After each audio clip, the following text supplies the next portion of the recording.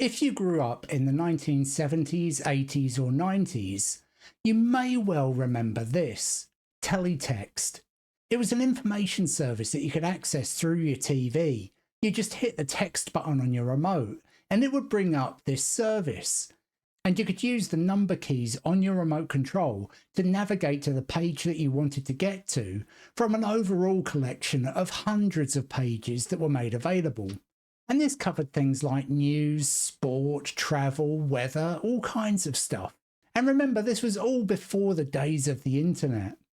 Now, I found out recently that you can create teletext pages using a Raspberry Pi. And the nostalgia just hit me like crazy. Let's go and put it together right here on Jeff's Pie in the Sky.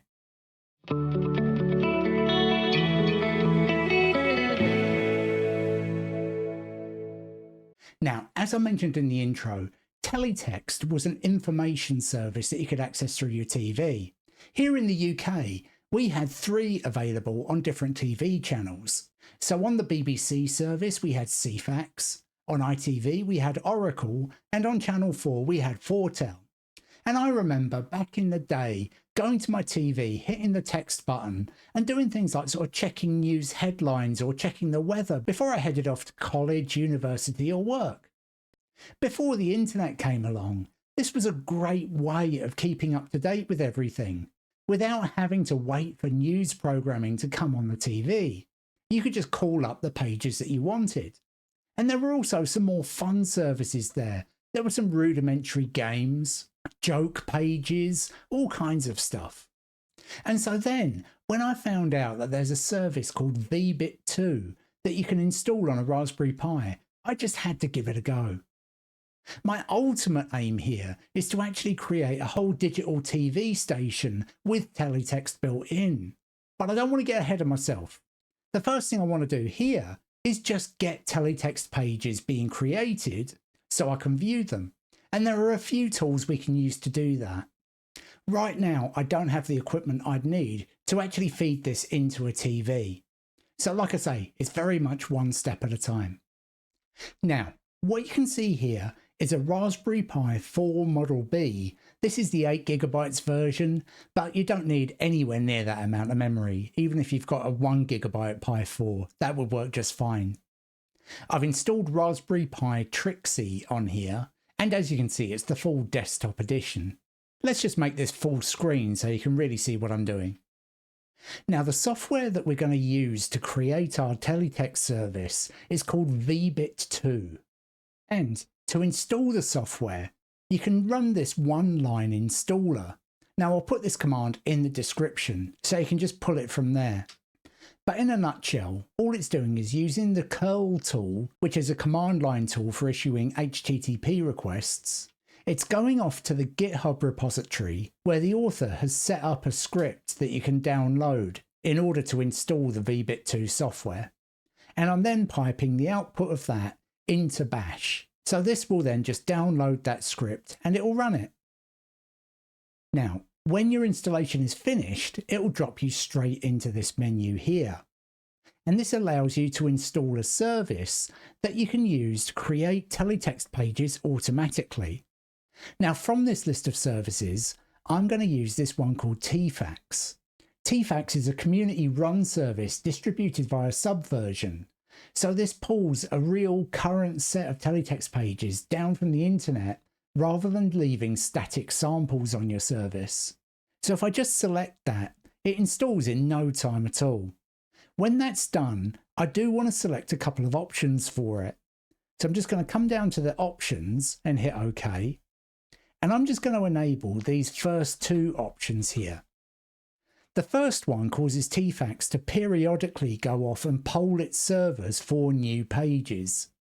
This means that your content will always stay up to date, otherwise you only get the set of pages that it downloads when you first start the service. The other option here allows you to run vbit-iv as soon as the Raspberry Pi boots up, otherwise you have to start it manually. Now I'm done with all of that, I'm just going to come down to Start vbit-iv.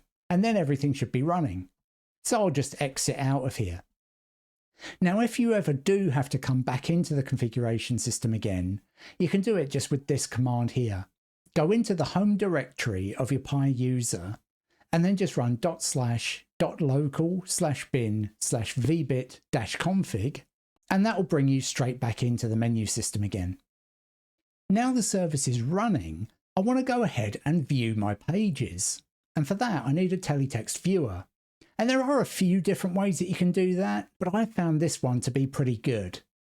So I'm just going to pull the software with git clone https://github.com/peterkvt80/vbit-iv.git. Now that's downloaded, I can just move into the directory it's created with cd vbit-iv. And before I do anything else, this software is a Python application and it needs a dependency to be installed. Now, in order to do this, I need to create a virtual environment for my Python. So I'm just going to run this command here, python -m venv. And I'm then going to activate that virtual environment with source venv/bin/activate. And over on the left there, just before your prompt, you can see that that's been activated because you now have this venv in brackets. I'm then going to install this screen info dependency with pip3 install screen info. According to the README for vbit-iv, that's all you need to do before you can run it. However, on my Raspberry Pi, I've had to install another couple of dependencies here before it will run. So I've had to install these with pip3 install zmq space readchar. Now there's also a couple of fonts that exist within this repo that we need to install onto our Raspberry Pi. If I just do ls star.ttf, you can see those here. I then need to set up where these fonts are going to be installed. And I can do that with sudo mkdir -p/user/local/share/fonts. I can then install my fonts with sudo cp star.ttf/user/local/share/fonts. And do make sure that you use this trailing slash. I very nearly forgot to just then. Now, you could reboot at this point in order for your fonts to get read by the system. However, you can do that dynamically here as well by running sudo fc-cache -f-v. And once that's done, you can make sure that your fonts are installed with fc-list and pipe the output into grep-i teletext. And there's our two fonts. Once they're both installed, then you can start the viewer just with /innervision.py. And here you can see the application has started up. After a few seconds, it will cycle round and show you the basic menu. And now you can just navigate to whatever page you like. So here there's a page for TV reviews on 4:30. You just type in the number and then you just allow it to cycle round until your page comes in.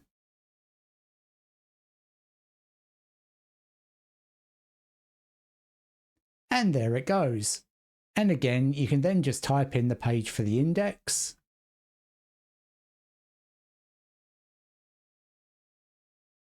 And so on. And you can always go back to page 100, back to the index again.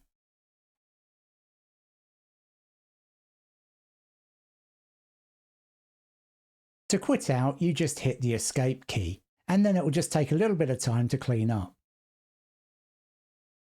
One thing I discovered with Teefax was that it actually didn't have a lot of brand new content on it. So I'm going to switch the service that I'm using, and you can do that really easily. If I just go back into vbit-config and I select install service, I'm now going to come down to this one here called Webfax. I'm going to hit OK. And if I select Webfax 1, that'll install, and I can just come down to start vbit2 again and exit. So if I go back into my vbit-iv directory and resource my virtual environment, I can now run Innervision again. And this time it gives me the Webfax homepage. And here they've got a page for national news on page 300. And on here, this is giving me actual live news such as issues that are going on with FIFA right now on page 305. And you can see in the corner there it's saying where it scraped that news story from. Now what you'll see down the bottom of the screen here are some Fasttext links in red, green, yellow and blue. And these map to the keys U, I, O and P within Innovision. So if I hit the I key here, it should take me to regional news. And it has done. And there are 6 pages of this, and it will just cycle round those pages after a bit of time. So whilst it's not exactly intuitive to drive teletext, it's amazing how quickly you get used to it. And these services that you can install on vbit-iv here to actually give you a live service with content pulled straight from the internet, it really does take me right back. And so there you go, your very own teletext service running straight on a Raspberry Pi. Now, as I alluded to earlier, my real ambition here is to take that teletext service, wrap that up with a real TV signal, and then kind of make my own digital TV station that I can tune my TV into. But that's going to take a little bit more hardware and a lot more time to put together. So that's it for this video. If you like what you see on this channel, please hit that thumbs up button, subscribe if you want to see more, and hit that notification bell so you can be told when I put a new video out. Let me know in the comments if you have any nostalgia for teletext.